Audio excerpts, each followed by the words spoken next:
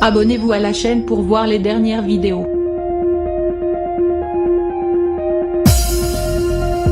Il venait de terminer son travail. Antoine Aleno, chef du restaurant Burger Père et Fils. À Paris, ramenait Anissa, sa seconde en cuisine, chez elle en scooter, dimanche 8 mai. Arrêtés à un feu rouge, ils ont été percutés par un chauffard, ivre, sans permis. Au volant d'une voiture volée. Le fils de Yannick Aleno est mort sur le coup. Anissa, elle, a été blessée.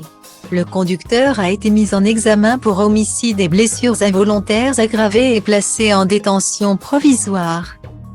Le début d'un long calvaire pour la famille d'Antoine Aleno, qui n'avait que 24 ans. Je ne suis pas sûre que j'ai envie de considérer ce qui s'est passé le 8 mai comme un accident. Pour moi, c'est un crime. On a tué notre enfant, a confié Yannick Aleno dans une interview accordée au Journal du Dimanche. Dans l'édition du 18 septembre, qui attend le procès de l'homme qui a tué son fils. Nous, on a pris perpète. C'est la différence, a ajouté Thomas, fils aîné du chef.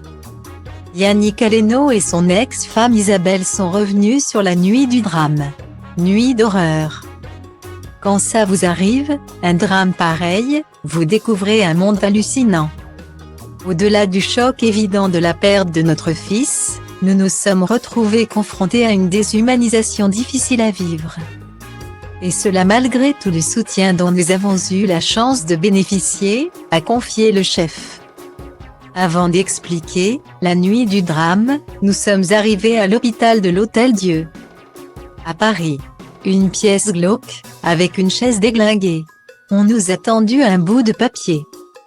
Le contact d'une personne au cas où on aurait besoin de soutien psychologique. Et puis, c'est tout. Même pas un verre d'eau.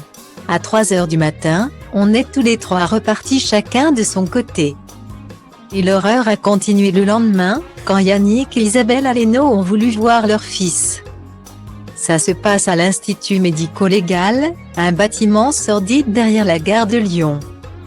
Tu vois ton môme derrière une vitre, a-t-il raconté, tandis que son ex-épouse a ajouté, là. On a rencontré une dame formidable de gentillesse et d'écoute. Quelqu'un d'humain. Et ça nous a fait du bien parce qu'à l'hôpital nous étions seuls. Sans rien, elle leur a apporté un peu de soutien, elle a eu une expression assez jolie. Il n'existe pas de mot dans le dictionnaire pour qualifier les parents qui perdent un enfant. Elle nous a dit, désormais, vous êtes des parents avec un ange. C'est souvenu Yannick Aleno. Mais le calvaire a continué après. Il faut s'acquitter de nombreuses démarches administratives. J'ai la chance d'avoir une société structurée, avec des gens spécialisés qui, même choqués, s'en sont chargés pour nous. C'est un détail, mais j'ai reçu une facture de 19 €, le prix de notre transport de nuit en ambulance jusqu'à l'hosto. Beaucoup de choses ajoutent de la douleur à la douleur. On a pu nous restituer le corps d'Antoine en 36 heures. Certaines familles, elles, ont attendu 3 semaines. Ce n'est pas possible, a déploré Yannick Aleno. Toujours auprès du JDD. Depuis, le chef a décidé de créer une association pour venir en aide aux familles et aux proches qui vivent le même drame qu'eux. Association qui porte le nom d'Antoine Aleno. On a pris conscience d'un monde inconnu et on s'est demandé comment accompagner les proches de ces jeunes victimes.